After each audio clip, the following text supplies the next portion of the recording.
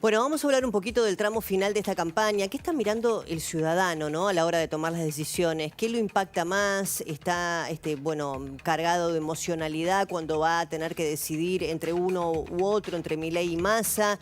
¿El voto en blanco, el ausentismo, la impugnación serán protagonistas, como se dijo, o no? ¿O realmente hay una vocación interesante de participación ciudadana? Vamos a hablar con Ana Iparraguirre, que es politóloga.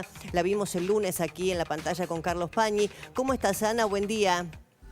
Hola, Débora, muy buenos días. Bueno, ¿qué estás viendo en estos días? Ya no queda nada para que empiece la veda y los candidatos se guarden. ¿Qué estás viendo en estas últimas horas? Bueno, fue una campaña muy larga, más larga de las que conocemos. Empezó temprano en el año con las primeras elecciones provinciales, así que ya llevamos mucho tiempo, los votantes llegan cansados, pero al mismo tiempo ese segmento del medio de los indecisos, lo que todavía no definió en el voto, los que se quedaron sin su candidato, que tenían una primera opción en las PASO y quizás la perdieron, y en las generales y volvieron a perder esa primera opción y ahora se ven forzados a elegir entre dos candidatos que no eran su primera opción.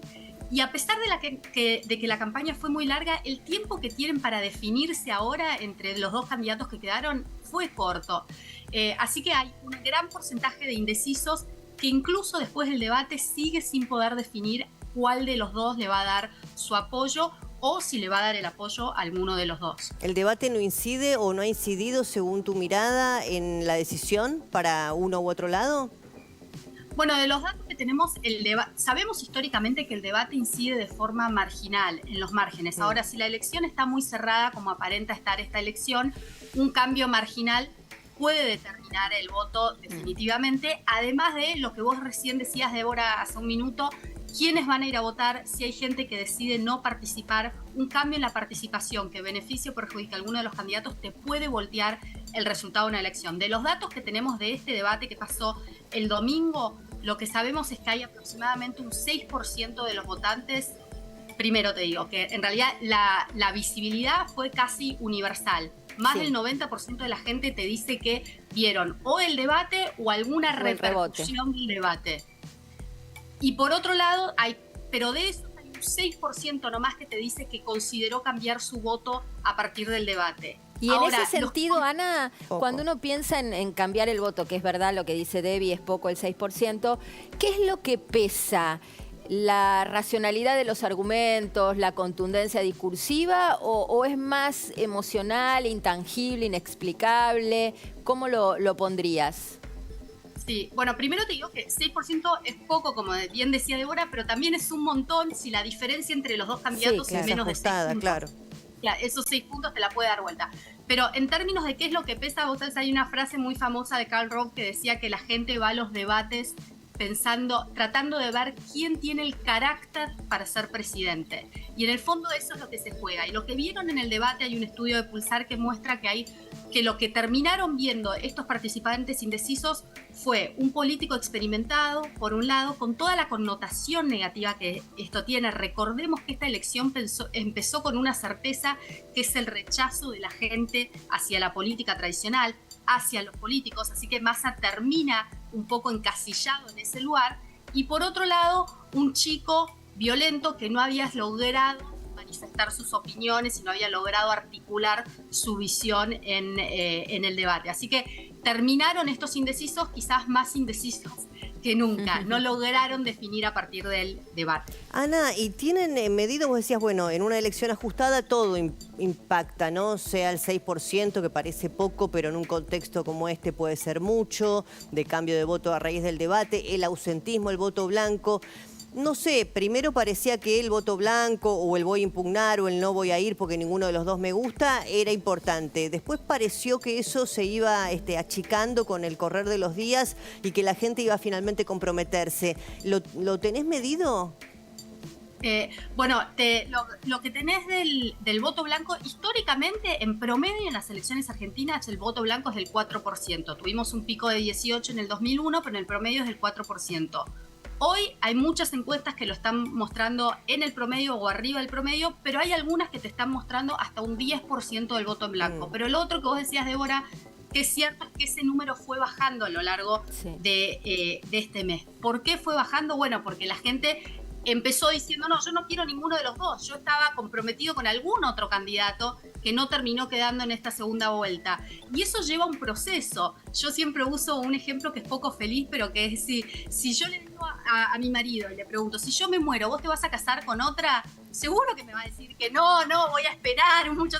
Después, una vez que eso ocurre, es otra realidad, otro partido, ¿no? Y creo que eso le pasó a muchos votantes, que no pensaron o no articularon la posibilidad de que su candidato o su espacio político no esté en la segunda vuelta y de repente por eso te decía que el tiempo fue corto. Bueno, al final tenemos estas dos opciones, no voy con ninguno y a medida que decantó el tiempo...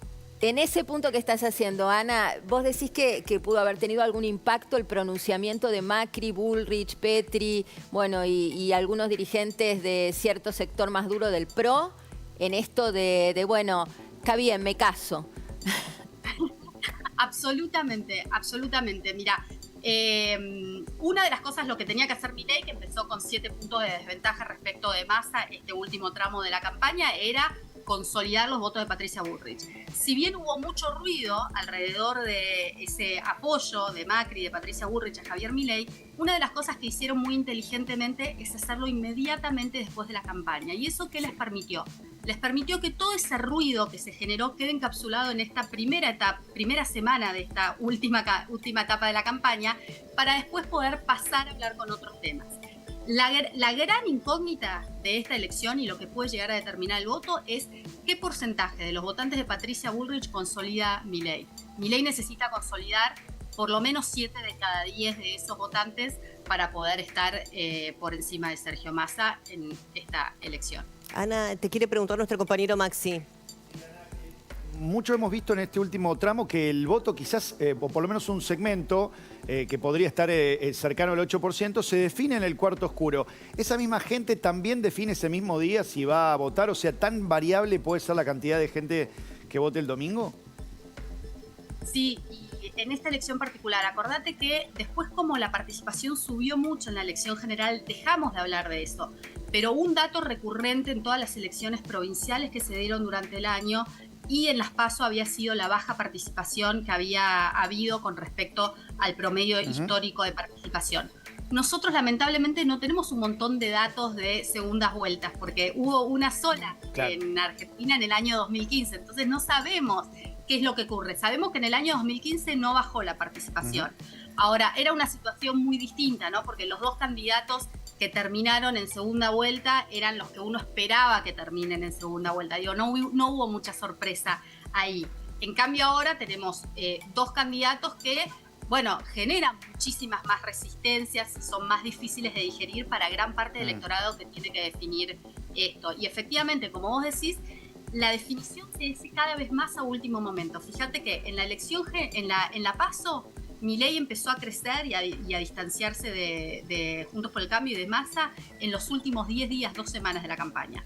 En la elección general, Massa tuvo su crecimiento más grande en los últimos 4 días de la campaña. Y yo creo que ahora capaz que esto pasa, como vos bien decís, y se define en el cuarto oscuro, es decir, el día de la elección.